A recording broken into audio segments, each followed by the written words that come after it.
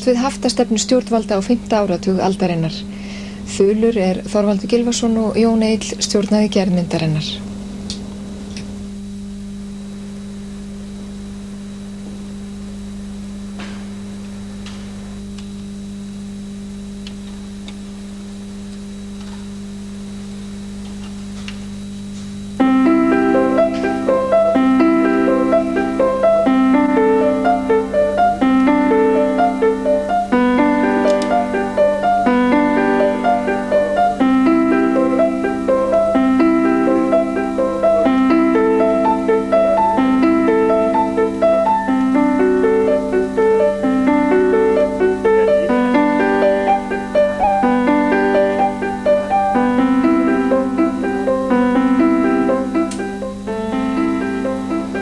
Sá sem vill skilja skáldið frá Laxnesi gerir vel í að hugfesta að þegar hann lagði land undir fót var það með þeim ásetningi að verða bæði skáld og kennari. Þrá unglingsins villir sjaldan á sér heimildir. Í sál hins unga manns úr Mosfellsdalnum var umbóta ástríðan að minnstakosti jafn rík listneðinni.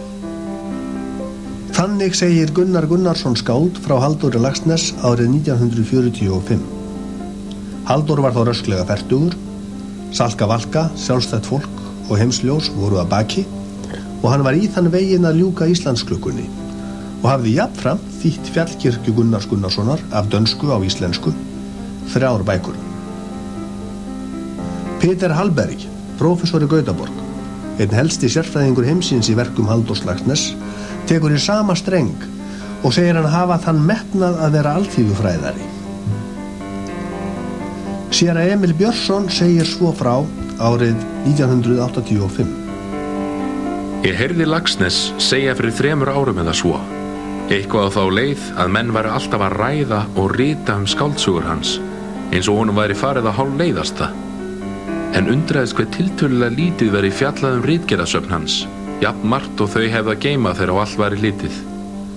Hann sagði ekki beint að þau væri engu ómerkari á sinn hátt en skáldsögurnar, en lét næstum liggja að því í það sinn. Heildarritsafn Halldórs Laxness telur hálft 100 bóka. Þar af 20 ritgerðasöfn, 14 skáldverk, 8 leikrit, 7 minningar og 1 kvæðakver, sem Halldór birti fyrir 30 árið 1930 og skipaði honum í hóp ljóðrænustu og skemmtilegustu skálda landsins.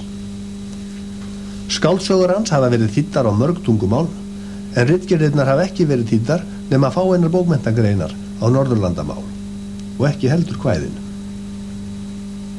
Bráðum kemur betri tíð með blóm í haga, sæta langa sumardaga.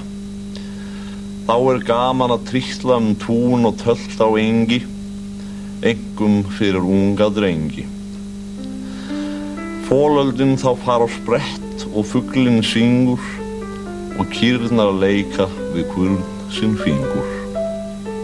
Þetta fyrsta kvæðið í fyrstu ljóðabók Halldórs Laxness og lýsir hug bóndasonarins til sveitar sinnar. Halldór var brennandi áhugamaður búnaðarmál og búsumbætur. Hann leit á þær sem lykilinn að almennum efnahagsumbótum. Þegar hann fæddist í litlu húsi við Laugaveginn í Reykjavík, laust eftir síðustu aldamót, þá var lífleg neysluvöruverslun í bænum. Danskir kaupmenn og íslenskir ráku glæsilegar búðir, þar sem þeir buðu mikið úrval nýlenduvöru. Hljóðfærasláttur ómaði út á götu úr gettum búðanna. Ein þeirra var Thomsens magasín. Þar svignuðu borðin undan innfluttu kjöti, pilsum og ostum. Enda var allur innflutningur frjáls í þá daga og fyrstu 3 áratugi þessarar aldar. Á 3. áratug aldarinnar fluttu Íslendingar inn á annað 100 tonn af osti auk annars á hverju ári. Frumvarp til laga aðflutningsgjöld af smjöri og öðru viðmeti hafði verið fellt á Alþingi árið 1889 og var þá til þess tekið að verndarfíkn skyldi gera vart við sig í þingsölum í fyrsta sinn. Andi Jón Sigurðssonar sveif enn yfir vötnum. En þegar Halldór Laxness var sestur að á Íslandi 30 eftir langa útivist í Ameríku og Evrópu, þá hafði Reykjavík annan svip en áður. Kreppan lagði lamandi hönd á landið, verslunin var ekki lengur frjáls. Ástand þjóðlífsins bar þess merki að hagfrelsis og framfara hugsjónir Jóns Sigurðssonar og Einars Benediktssonar höfðu lotið í lægra haldi á vettvangi stjórnmálanna. Árið 1931 voru innflutnings- og gjaldeyrishöft tekin upp í reglugerð í skjóli eldri heimilda í lögum. Þetta var gert meðal annars til að hlífa bændum við verðfalli búsafurða í útlöndum vegna kreppunnar. Þessi kreppuráðstöfun átti að vera tímabundin, því var heitið á þingi að höftunum yrði aflétt þegar heimsbúskapurinn rétti úr kútnum. Það heit var ekki efnt. Haftasinnum óx ásmegin. Nú fór að bera á nýjum röksemdum gegn innflutningi búsafurða og gegn frjálsum viðskiptum yfirleitt. Ein var á þá leið að nauðsynlegt væri að hefta innflutning til að spara gjaldeyri. Langt hafta- og skömmtunarskeið fór í hönd. Ólafur Thors, formaður Sjálfstæðisflokksins, og Jónas Jónsson frá Hriflu, formaður Framsóknarflokksins, sátu hlið við hlið í bankaráði Landsbanka Íslands, en Jón Baldvinsson, formaður Alþýðuflokksins, var bankastjóri Útvegsbankans. Þeir höfðu reyndar allir þrír beitt sér gegn fossavirkjunar áformum Einars Benediktssonar og stuðlað þannig að því að þau voru að engu orðin. Þetta voru þau ár þegar stjórnmála og embættismenn skömmtuðu gjaldeyri og lánsfé eftir geðþótta til þeirra verkefna sem þeir höfðu velþóknun á. Annað var látið sitja á hakanum. Það var til dæmis ekki hlaupið að því að afla gjaldeyris til hljóðfærakaupa, enda höfðu skömmtunarstjórarnir yfirleitt ekki orða á sér fyrir tónlistarhneigð. Ýmis konar spilling gróf sig og breiddist út, enda hún ævinlega og allstaðar fylgifiskur haftabúskapar. Ýmsir streittust þó gegn þessari þróun, en enginn lyfti hagfrelsismerki Jóns Sigurðssonar og Einars Benediktssonar herra en Halldór Laxness. Í huga hans voru búvöru viðskiptahöftin ekki einangrað fyrirbrigði, heldur aldarfars einkenni.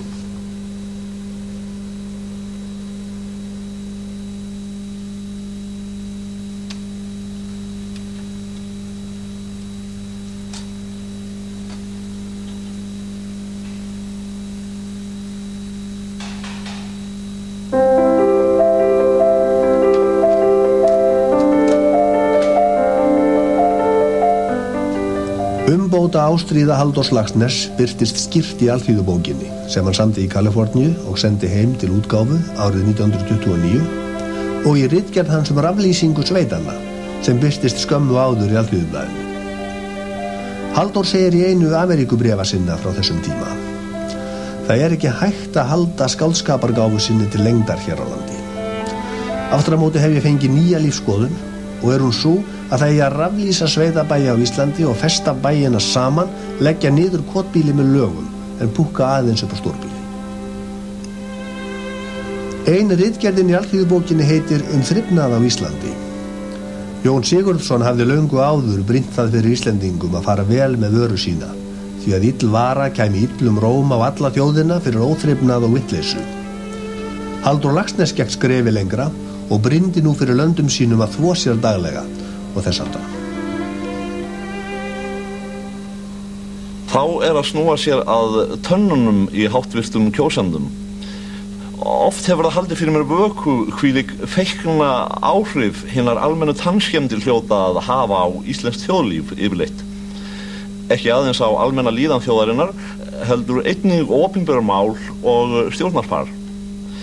Tannpínu sjúklingar eru stærsti flokkurinn í landinu og í stað þess að skoða sér rækilega upp í hvert þingmanns efni og þinghæfi hans úrskurðað af tönnunum, þá látið viðgangast umtölulaust að þing meirihlutavorn skipi langþjáðir tannpínumenn. Sannreyndi ég þetta á Alþingi árið 1925, því að þá hafði ég tækifæri til að sjá greinilega upp í íslenska alþingismenn. Þá var enginn vel tenntur í efri deild nema Sigurður Eggerz. En þeir sem vita hvað nýjustu rannsóknir hafa leitt í ljós áhrif tannskemmda á líkama mannsins og sálarlíf skilja hvílíkt alvöru mál þetta er. Sigurður Eggerz hafði einnig þá sérstöðu meðal þingmanna efri deildar að hann einn greiddi atkvæði með fjárstyrk til Halldórs til utanfarar þegar Halldór var að búa sig undir að skrifa vefaran mikla frá Kasmír. Styrkurinn fékkst ekki, en ferðin var farin. Halldór Laxness leit á óskynsamlegt hagstjórnarfar og meðfylgjandi fátækt sem eina tegund óþrifnaðar og ómenningar. Hann var sama sinnis og Einar Benediktsson, sem hafði eggjað landa sína lög eggjan að rífa torfbæina og koma húsakosti og fiskiflota í nútíma horf. Halldór tók undir sjónarmið virkjunarmanna í Fossamálinu, mesta kappsmáli Einars.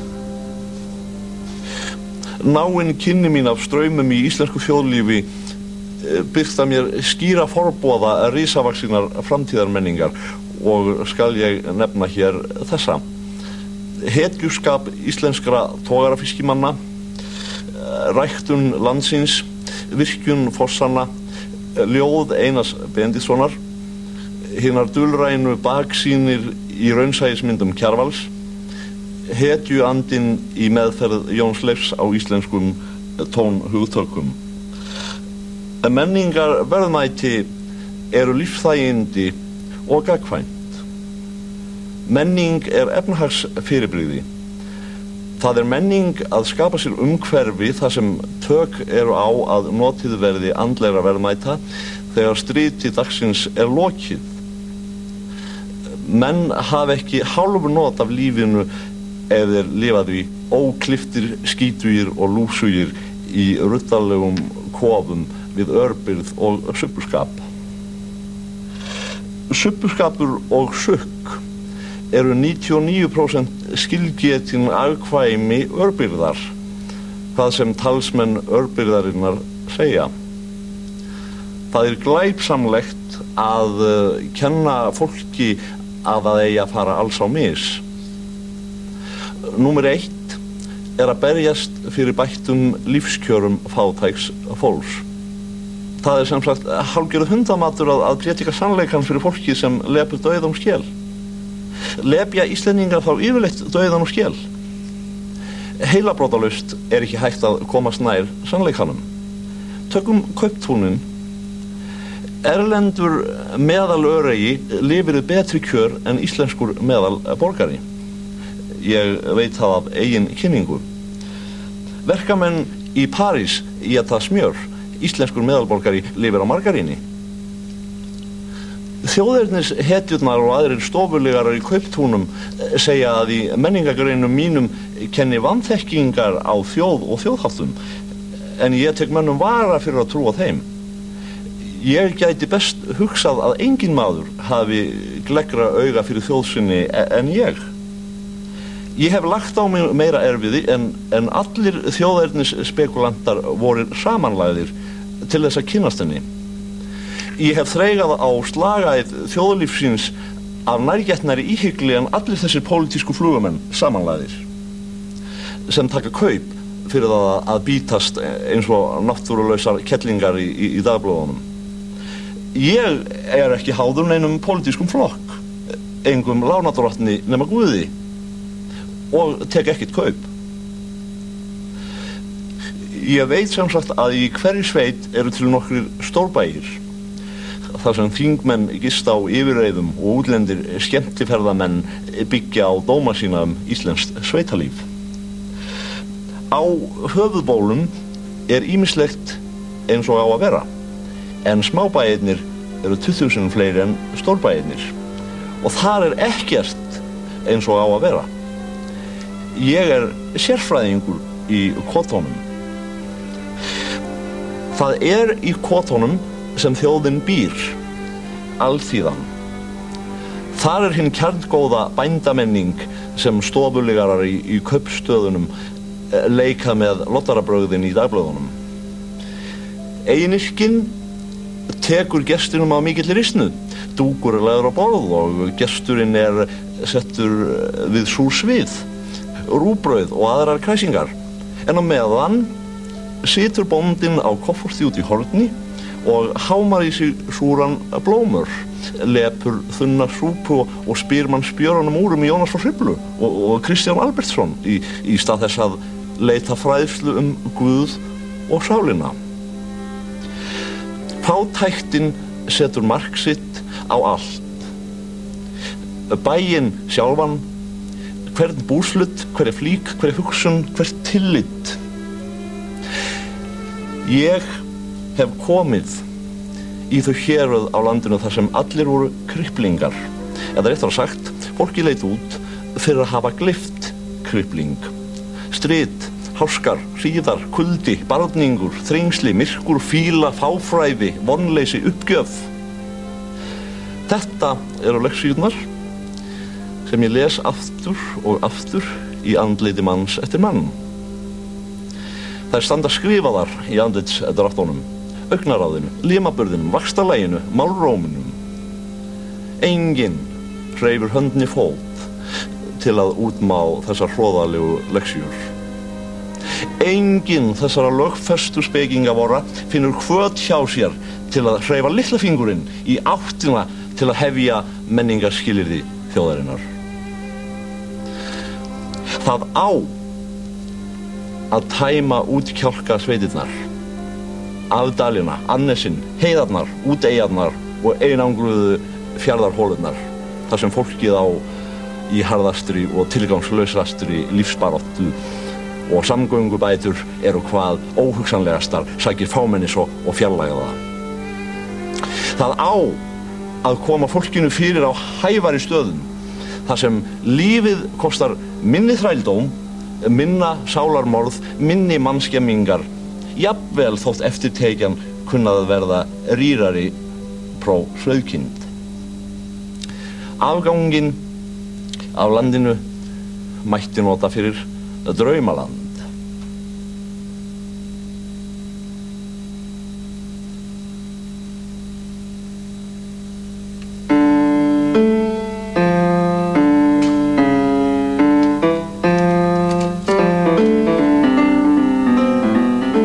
Halldór Laxness skrifaði margar beittar blaðagreinar á 5. áratugnum og gagnrýndi innflutningsverndina og aðra anga búverndarstefnunnar. Hann sá það í hendi sér að markaðsfyrring framleiðslunnar hlaut að bitna á verði, gæðum og hollustu matarins á borðum landsmanna og á lífskjörum fólksins leið og þá ekki síst á bændum sjálfum. Málflutningur Halldórs var liður í baráttu hans fyrir bættum kjörum fátæks fólks og á að mörguleiti jafn vel við á okkar dögum.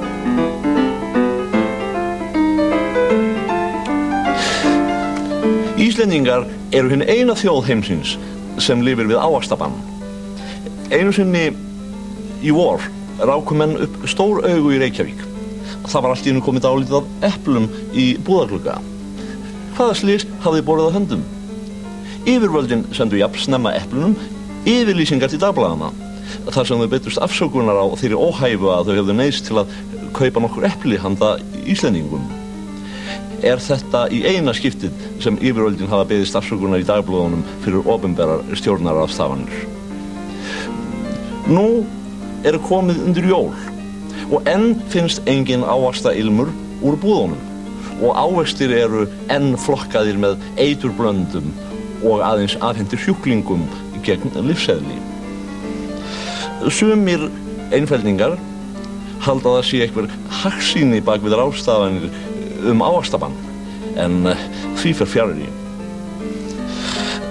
Væru heimsviðskipti nokkurn veginn skapleg, myndi vera margfalt ódýrara að flytja inn í landið útlent kjöt til neyslu en framleiða það hér með þeim háttum sem nú eru hafðir þar á. Á síðastliðnum vetri sannaðist það, svo ekki verður deilt, að það borgar sig betur fyrir íslenska neytendur að kaupa smjör frá Bandaríkjunum en neyta innlends smjörs. En það var þá reyndar ófáanlegt. Hið innflutta ameríska smjör reyndist alltaf því 40% ódýrara hingað komið með tollum og öllu saman en innlends smjör. Að vísu var útsöluverð þess af yfirvöldunum ákveðið hið sama og innlends smjörs og verðmönnum sjálfsagt úthlutað í einhvers konar styrki eða verðjöfnuna gjöld handa ölmusu fyrirtækjum hér innanlands. Hagkvæmara mundi bæði fyrir framleiðendur og neytendur smjörs á Íslandi að kúabúin væru rekin fyrir vestan haf en fyrir austan fjall. Komi í ljós að ekki sé hægt að framleiða kindakjöt og aðrar sauðfjárafurðir á Íslandi þannig að verð og gæði standist samkeppni við sömu vöru erlendis, hlýtur þar að koma ofur einfaldlega að við hættum framleiðslu kindakjöts og kaupum þessa vöru frá útlöndum við litlu broti þess verðs sem framleiðslu kostnaðurinn setur íslensku kjöti. Gagnrýni Halldórs Laxness á innflutningsverndina sýnir að hann hafði gott vald á hagfræði, enda tókst talsmönnum innflutningshaftanna ekki að hrekja rök hans á þeim grundvelli. Þeir beittu öðrum brögðum. Séra Pétur Magnússon frá Vallanesi hélt því fram á prenti að sóðaskapurinn sem birtist í bókum Halldórs, ekki síst sjálfstæðu fólki, gæti spillt útflutningsmörkuðum Íslendinga og haft alvarlegar efnahagslegar afleiðingar fyrir þjóðina. Arnór Sigurjónsson bóndi segir í ritdómi sömu bók að höfundur hennar sé haldinn mannfyrirlitningu, fyrirlíti alþýðuna sérstaklega og sagan sé klámsaga í upphaflegri merkingu orðsins, svívirðingasaga. Halldór Laxness gafst ekki upp. Hann gerði sér grein fyrir umhverfislið landbúnaðarmálanna og stakk fyrstur upp á gjaldheimtu til að draga úr gróðureyðingu eins og hagfræðingar gera yfirleitt á okkar dögum til sjós og sveita. Enginn einstakur skaðvaldur hefur spillt Íslandi eins og sauðkindin. Nú eru bílar skattlagðir sérstaklega nema þeir séu notaðir til landbúnaðar. Landbúnaður þarflegur. Önnur störf meira eða minna óþarfleg. Eða ætti maður að segja landbúnaður æðri skemmtun, æðri munaður, eins og bækur. Önnur störf óæðri skemmtun, óæðri munaður, eins og brennivín. En úr því öll óþörf hestöfl vélræn hafa verið skattlögð, hvernig væri þá að snúa sér að hinum lifandi hestöflum í landinu? Ekki tími til komin að skattleggja þessi 40.000 óþarfa hross sem höfðu til að svíða gróður landsins? Halldór hafði kynnt sér búnaðarmál í nálægum löndum og hafði staðtölur þau á reiðum höndum til samanburðar við Ísland. Íslensku fjárbúin alveg áreiðanlega of lítil. Sé blaðað í fasteignamati sést að aðaltekjustofn furðumargra bíla innan við 100 fjár. Íslensk fjárbú ótrúlega miklu minni en jafnvel í löndum þar sem ekki stundu nein sauðfjárrækt að ráði, eins og til dæmis í Bandaríkjunum og Svíþjóð. Kotbú í Montana hefur ekki undir 200 fjár. 1 til 2000 kindabú þykir þar sæmilegt. Svíar telja að ekki geti með nokkru móti borga sig að hafa fjárbú með færri ám en 200 og kotbúskapur samt. Þessi orð Halldórs frá 1947 eiga við enn í dag. Nú sauðfjárbú 2700, næstum helmingur þessara bíla hefur innan við 100 fjár, næstum 3 af hverjum 4 hafa innan við 200 fjár og 9 af hverjum 10 hafa innan við 300 fjár. Landbúnaður á Íslandi þannig stundaður að það áhöldum fyrir hvors þörfum mann sér miður framleiðandana eða markaðarins. Landbúnaðarafurðir hér fátæklegri en í flestum öðrum löndum, þótt Ísland sé að mörgu leyti tilvalið landbúnaðarland.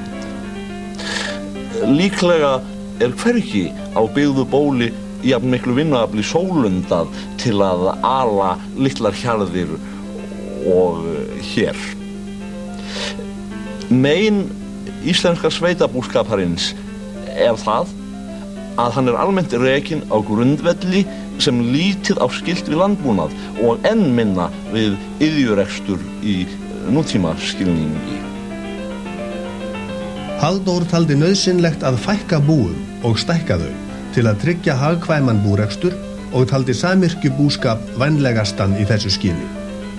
Hann lagði þó ekki mikla áherslu á þá lausn, enda bar hann til að mynda mikið lof á stórbúskap danska athafnamannsins Thors Jensen að Korpúlfsstöðum.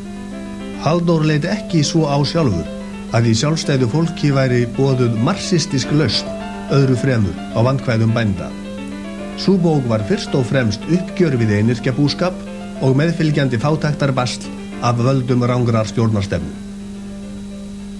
Þessir hugsuður segja að búskapur í strjálbýli sé ekki aðeins Íslendings eðlið sjálft, heldur sé það fortakslaust mjög hátt siðferðisstig og dyggð að hafa langt á milli bæja, búa síðan búskaparins vegna og rækta ræktunarinnar vegna til þess að gauka sálina, án þess að slík starfsemi hafi nokkurt þjóðfélagslegt markmið eða hagrænt í gildi. Landbúnað á að stunda sem fagra en óarðgæfa list, og hafi bændur hvorki í sig né á, þá skal þeim fá 100 milljón krónur á almannafé undir alls konar yfirskyni svo þeir geti haldið áfram í lengstu lög þessu samblandi af meinlæta lifnaði og sporti. Móti þessari ómennsku og ómyndarskap í atvinnuháttum og vinnubrögðum verður að skera upp herör í landinu ef lýðveldið Ísland á að geta orðið hlutgengt meðal siðmenningar þjóða.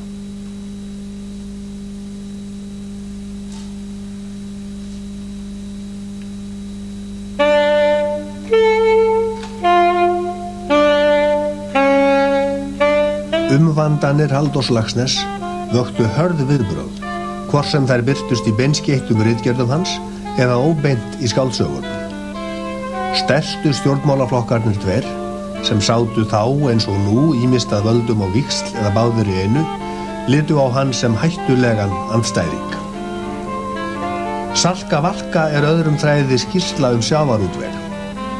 Jóhann Bogasen, útvegsmaður með meiru, forsjónin í lífi fólksins á Óseyri við Axlarfjörð, án þess að kunna munin á debet og kredit. Sjálfstætt fólk með líku lagi greinargerð landbúnað. Bjartur bóndi í sumarhúsum fórnarlamb búverndarstefnunar. Skáldsögurnar og ritgerðirnar renna sumstaðar út í eitt, þar sem sögupersónur rökræða við höfundinn og andstæðinga hans úr blöðunum.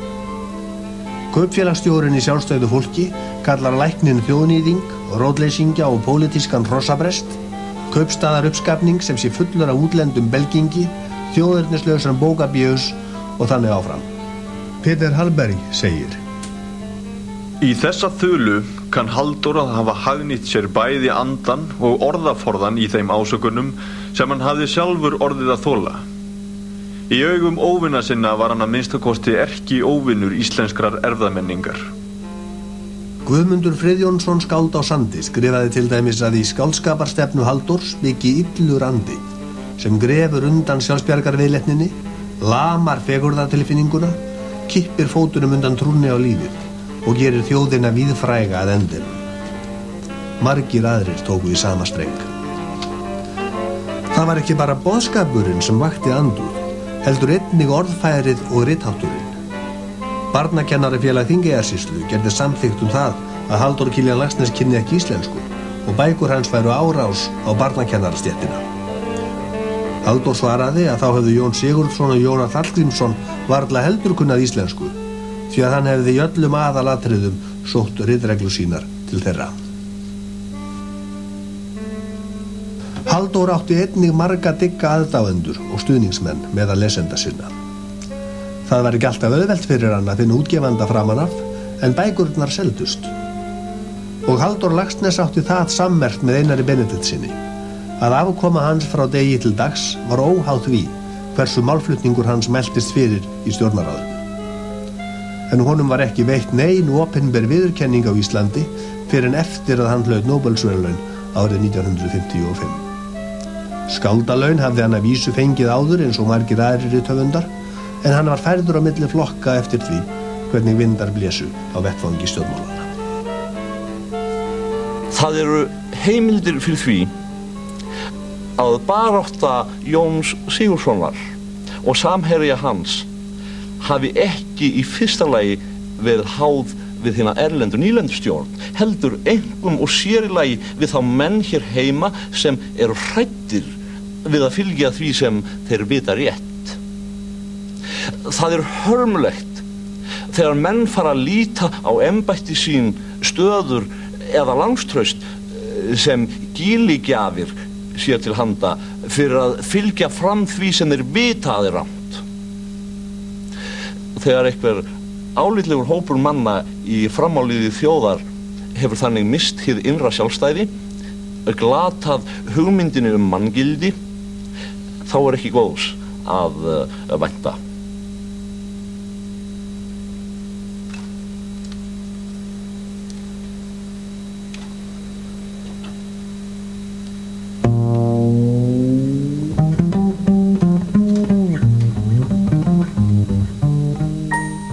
Halldór Laxness er mestur heimsmaður íslenskara skálda ásamt Einari Benediktssyni. Veröldin öll hefur verið vettvangur hans, einkum Evrópa. Hann var hálfan mánuð að læra ítölsku og 4 ár að læra forníslensku svo að hann gæti skrifað gerplu. Þeim tíma hefði kannski verið betur varið til að læra kínversku, sagði hann síðar. Útivistin öll gerði hann að enn meiri íslendingi en hann hefði ella orðið, eða svo fannst honum sjálfur. Nú er ég búinn að vera 9 ár, svo að segja, á stöðugu ferðalagi. Land úr landi. Ég finn það að ég fer ekki að taka mig saman úr þessu, þá er ég bara rótlaust rekald það sem eftir er ævinar.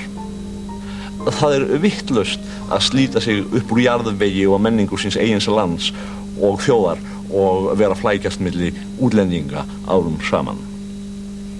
Maður kemur með þessu lagi hvergi að fullu gagni, verður hvorki heill né hálfur, innir hvergi af hendi neitt positíft. Ég er Íslendingur, hinn fullkomni Íslendingur. Peter Hallberg er sama sinnis. Yfirleitt getur greindur og viðförull Íslendingur haft óvenjulega möguleika á því að horfa hleypidómalaust heim til Íslands og út til umheimsins. Ágætt dæmi þetta er Halldór sjálfur. Frá útsýnistað sínum á Sikiley og við lestur surrealistiskra stefnuskrárrita hafði hann sem reiður ungur maður fellt ómilda dóma íslenskt menningarástand. Samhliða bjó sig hjá honum dýpri skilningur og ást á íslenskum verðmætum. Sjálfur er Halldór í engum vafa Jónas Hallgrímsson sem hann dáir umfram önnur skáld. Þótt nærri stappi öfugmælum í íslenskum eyrum er það stórborgin sem fóstrað hefur skáldgáfu Jónasar Hallgrímssonar og komið henni til þroska og er hann í því engin undantekning frá öðrum stórskáldum heims. Stórskáld eru ævinlega undir áhrifum borgarlífsins eða annara stórra staða í andstöðumerkingu við sveitirnar. Sveitamaður getur ekki farið að yrkja af skyggni dýpri vitundar náttúruna, starfið og lífsbaráttuna fyrr en höfuðstaðirnir hafa opnað honum fjarvíddir og frjókað sálans lærdómi og listun. Því aðeins getur listamaður orðið góður heima hjá sér að hann þekki allt sem best er gert í heiminum og kunni að notfæra sér það rétt, ekki sem abi þess heldur herra.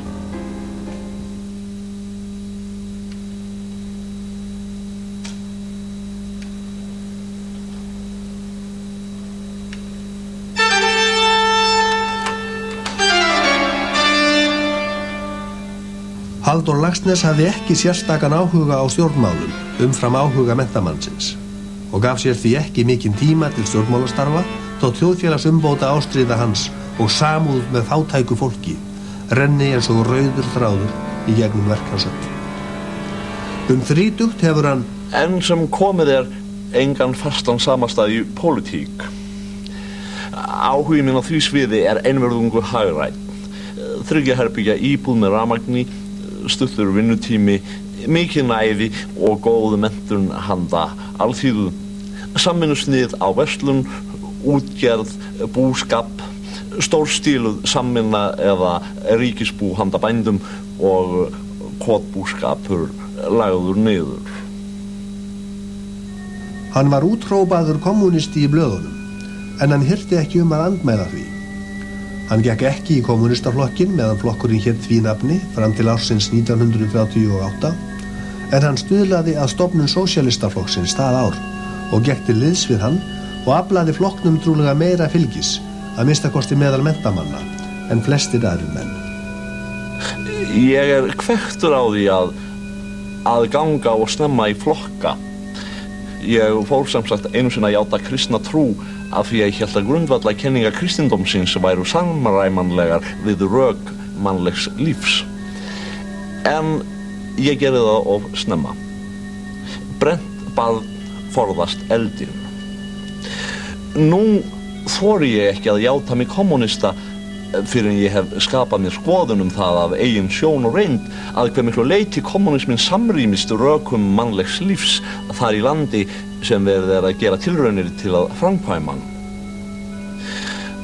Hins vegar þetta mér ekki í hug að efast það svo hagfræði kenning sem liggur til grundvallar kommunismannum eins vísindaleg og til dæmis geislalækningar og markmið hennar að styðja lífið og fullkomna mannin í staðinn fyrir að kapitalismin miðar vitandi vits að dauða og tortímingu.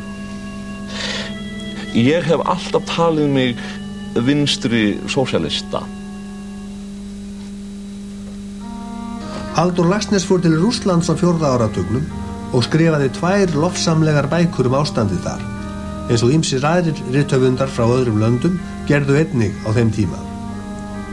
Aldarfjórðungi síðar sneri hann við blaðinu og viðurkenndi að sér hefði skjöflast. Stærsta axarskaft okkar vinstri sósíalista fólst í trúgirni. Það í flestum tilfellum meiri glæpur að vera auðtrúa en vera legari.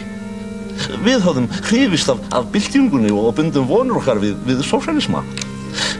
Sannur Tómas trúir hins vegar ekki að lausnarinn hafi risið upp þó hann þreifi á naglaförunum og síðusárunu.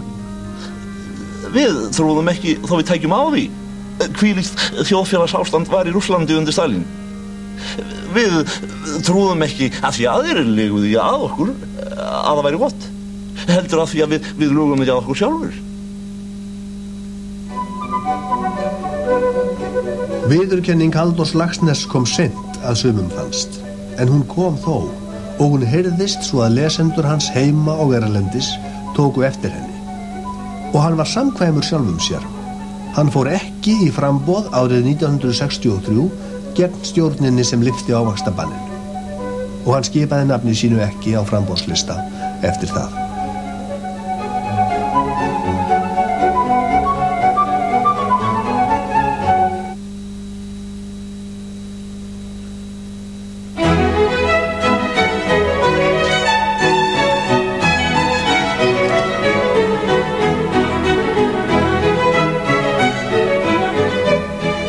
Halldór Laxness hefur verið umdeildur dagana, ekki síður en hitt höfuðskáld Íslands á öldinni, Einar Benediktsson.